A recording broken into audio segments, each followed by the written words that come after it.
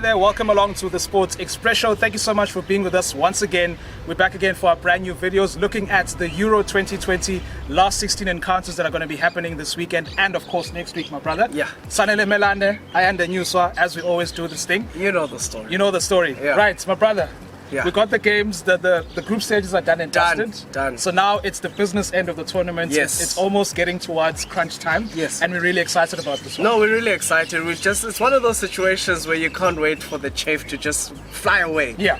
Teams like Turkey were absolute nonsense. So therefore now they are gone. Now it's the real business end. Real business end. We still have those kind of teams, the likes of Wales, Denmark, we're going to be playing on Saturday. Yes. Right? So that's quite a tricky encounter because both sides, Denmark have had a beautiful story in this tournament, after what happened to Christian Eriksen. Yes. And the fact that they've kicked on from that, despite everything that has been happening in the camp. And also Wales, which were quite an unlikely side to reach the last 16 because we didn't really see much from them in the group stages, but they have made it this far and they're going to be up against Denmark. They will be up against it. I'm not expecting anything from Wales, I don't want to lie to you. I'm expecting Denmark to just roll them over. Of course, when it comes to the actual match, I'm sure it won't happen that way, but I have no expectations from Wales whatsoever. Wales have not put up anything for me that give me an indication that they're going to be a solid team. Bell hasn't done anything for me. Yeah. Not Reece James, the other lighty who plays Aaron Ramsey, the other lighty who plays for United, that plays on the wing.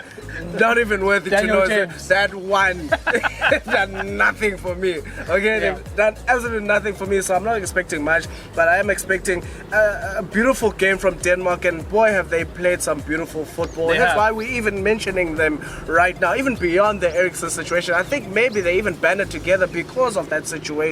Yeah. But I think they're playing good football right now, and I think they should brush aside Wales easily. Brush them aside completely, or are you going to see some sort of a fight from the Welsh? Hell no.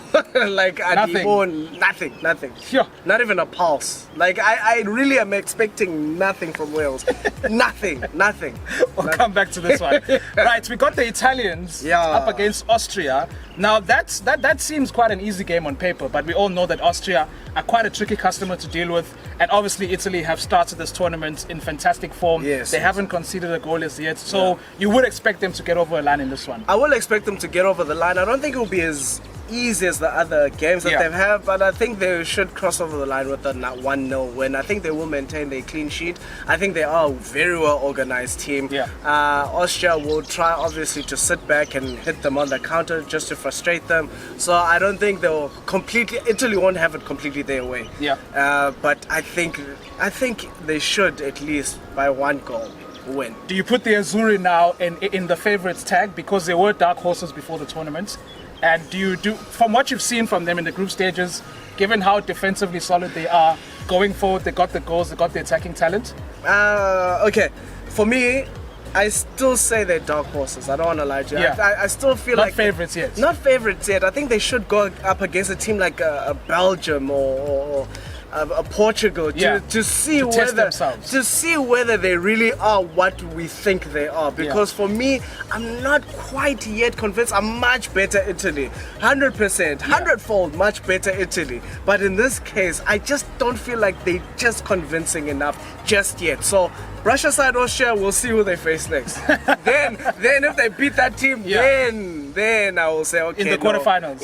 Okay, fine. Business end of the tournament, obviously. And also, one of the teams that have impressed since the tournament started is the Netherlands, of course. They're back in international football after that absence. They weren't playing really well in the last couple of years, but now they are back. Started really well, the highest scoring team in the entire tournament so far. What have you made of their performances? They're going to be up against the Czech Republic. Very solid, under the radar for me. Not Czech Republic. Netherlands have been a team where I have not really concentrated on them. It's like one of those, for me, a team that was rebuilding, filled with the youngsters, filled with unknowns. Not like, well, when I say unknowns, no disrespect to them, but they didn't have blockbuster names. They had their captain Ronaldo, they have the Memphis Depay, and from then on, it's like they're close-knit team, but not filled with superstars like your Italy, if you will, or your Spain, if you will, or your Portugal. So for me, they've been a team under the radar, and they've been doing their business under the radar, scoring goals. I mean, being fluid. De Boer, like, you know, he's changing that team, and I know he has had blemishes in other teams that he's coached. In fact, he's been absolutely shocking. So, but in this time, it seems like he's turning it around with the national team, and they've been mightily impressive, bro. I think they're still gonna carry on under the radar until they reach quite a far stage, and then people will be like, whoa, okay, let's pay attention to the Netherlands. Yeah. Obviously, the Czech Republics are no walkovers at the same time. They're here in the last 16 for a reason, so you would expect some sort of a fight from them. No, definitely. They're a tricky customer. Like all of these guys where they're not part of the big national teams, but you can't discount them. They're there for a reason. And I feel Czech Republic really can put up their hand and say, look, there's no reason why we shouldn't beat these guys, and I share those sentiments. So it will be an interesting match, but I still do feel that Czech Republic won't cross the line in this match. Right, biggest game of the weekend, undoubtedly. We got the defending champions Portugal up against the favorites to win the entire tournament, which is Belgium. Right, star-studded teams, my son. Yes. When we're talking about blockbuster names, from goalkeeper to striker on both sides of the spectrum. So we got Portugal, obviously, who had quite of a mixed group stages, because they did lose heavily to Germany, they did beat Hungary, and they drew with France. Belgium, on the other hand, got all 9 points in their group, so it's going to be quite a tough one to predict, I must say. For me, it's a very interesting match. I don't want to lie to you, and I feel very positive about Portugal. Let me tell you why. The first match was a very tough match for them against Hungary, 0-0 until the 85th minute. Then they banged 3 goals. Then against Germany, there was just a haphazard defensive performance from Portugal. So they've got, the defense was to blame in that match, right? But boy, did they control France. They fixed their faults. So for me, that gets me excited to say, okay, they recognize their faults and they fix them, and they put in my lighty. You know who I'm talking about. Who are you talking about? You know who I'm talking about. Renato Sanchez. I mean, they put him on. Let's be honest. In the Germany match, he was the spark that they needed. When he came on, but it was a little bit too late, and the deficit was a bit too much at that time. The defense was still leaking at that time. But when he came on, he was a spark of life. And then he started him. Boy, my son, I've never seen Kante, my son. I've never seen Paul Pogba, my son. By one man. One man in midfield. By one man. So they fixed their deficits. They recognized the spark that was Renato Sanchez, and they played. And I feel that 2-2 draw against France was an unjustified scoreline. Of course, France getting lucky with that penalty, which was absolutely not a penalty. But the takeaway point here is the fact that Portugal recognized their faults and they fixed them. So for me, that's a sign of a championship side. A brave decision by the coach to drop Bruno Fernandes, which turned out to be a masterstroke. Yes. You know, because he also did drop William Carvalho, and he brought in Renato Sanchez and obviously João Moutinho. So that worked. That looked to be a better midfield. For me personally, that was a great move. I supported that move when I saw the starting lineup, because Bruno Fernandes does not flipping come to form against the big teams. Or even for Portugal, I think we must say. Yes, even for Portugal, we'll say. But I mean, he's shown this. He's been consistent in not performing when it comes to the big stage, and he has not in the EPL against the big teams. I think I can only count 2 times where this man was absolutely outstanding against the top 6. But everybody else, any other game apart from those 2 games, he disappears. He's ghosted. And then in this stage, in the international stage, the biggest stage apart from the World Cup, he ghosted again against the big teams. So based on that, I don't think Bruno should start this match. I think he should carry on. The coach should carry on with the same lineup that he had against the French team, and I think they'll be sorted. I don't want to lie to you. I think Bruno, come on, that's a big decision. It is a big decision, but he did it against the French team. Why should he not do it against Belgium? I mean, Bruno has done nothing in this tournament, so why should he be counted on this time?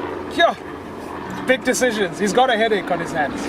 But he's got a good one. He's got a good one because at least he has the players. It's not like Bruno has not been performing and he doesn't have players to replace him. He clearly does.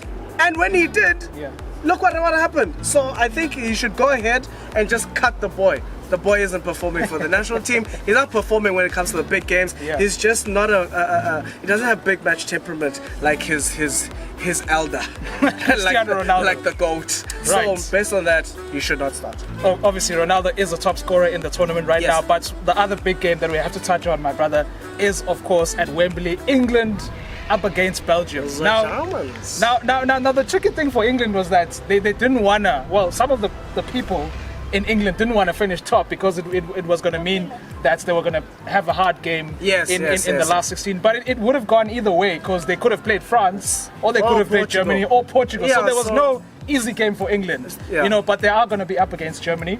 Right, Germany haven't been at their best in this tournament. They did beat Portugal by a big score, but they've been blowing hot and cold. They struggled against Hungary, so England also at the same time haven't been playing well, but they finished top of their group. So it's going to be quite an interesting game to watch. For me personally, I think Germany have been good going forward. Absolutely horrible at the back. Yeah. That's been their one thing. So going forward, I mean, they've scored goals. I mean, they've kicked on going forward. Yeah. Kai Havertz always performing for the national team. There are a bunch of people that have picked up their hands for their national teams, even people that were kicked out of the national team. Thomas Muller. Like your Thomas Mullers. They've been performing going forward. Now it's the guys leaking at the back. If they show up that defense, they should absolutely slaughter England. I don't feel that they will. I do feel that Germany will win. Yeah. But I just don't feel like they're gonna absolutely batter them as they should. Same thing for England, because you're talking about, we all know they have the attacking talent. A fantastic attacking players, the likes of Harry Kane, Jack Grealish, Phil Foden, they're all there. Yes. But they've only scored 2 goals in this tournament so far. Only 2 goals in 3 games, drew against Scotland. Yeah. They haven't been kicked on. Harry Kane hasn't looked like Harry Kane in this tournament. Yeah, to be honest with you, England have been rubbish, absolute rubbish in every department. Yes, they've won games, but for the talent that they have, and when we spoke about this before, just before the tournament, I said England look good because of the squad they have, but I just don't trust the manager. And in this case, my sentiments are being proven correct. I mean, with all that pool of talent, with all that pool of greatness and skill, Jadon Sancho being there on the bench, Jack Grealish being there but being slotted in because there was much pushback, because he wasn't being slotted in. They have the wealth of talent. I just don't feel that they have the right manager for the job, and I do feel that it's gonna be closer than what it should be, the game, but honestly, pound for pound, Germany should absolutely slaughter England. Yeah, you think so? I absolutely think so, and I'm ready for it. But I know how things work. When you expect them to work a certain way, they just I don't think it's going to be a drubbing. I do see Germany winning, right? And surprisingly, I wouldn't be shocked if England got a positive result as well because of how Germany have been playing. But I do expect them to win. But I think it's going to be really, really close, man. I don't think so. I mean, given the fact that they've won, 1-0 against pretty much okay teams. I don't want to say substandard teams. Okay teams. You win 1-0 at home against a substandard team. What's going to happen against Germany? Because let's be honest, those other teams have not tasted England at the back, and England are not the greatest team at the back. And we get a team that's on attacking form right now in the German team. You honestly think Germany is going to allow such substandard performance against England to happen? I don't think so. And so I would love like Germany to absolutely slaughter England, like 100-0. Like, that's what I want. Obviously not going to happen. But obviously I feel, well, my opinion, it's going to be like a 2-1. Yeah, it's gonna be that close. Yeah, it's gonna be that close on the score sheet, even though it shouldn't be that close. It should be one of those Germany versus Brazil in the World Cup kind of situations for me.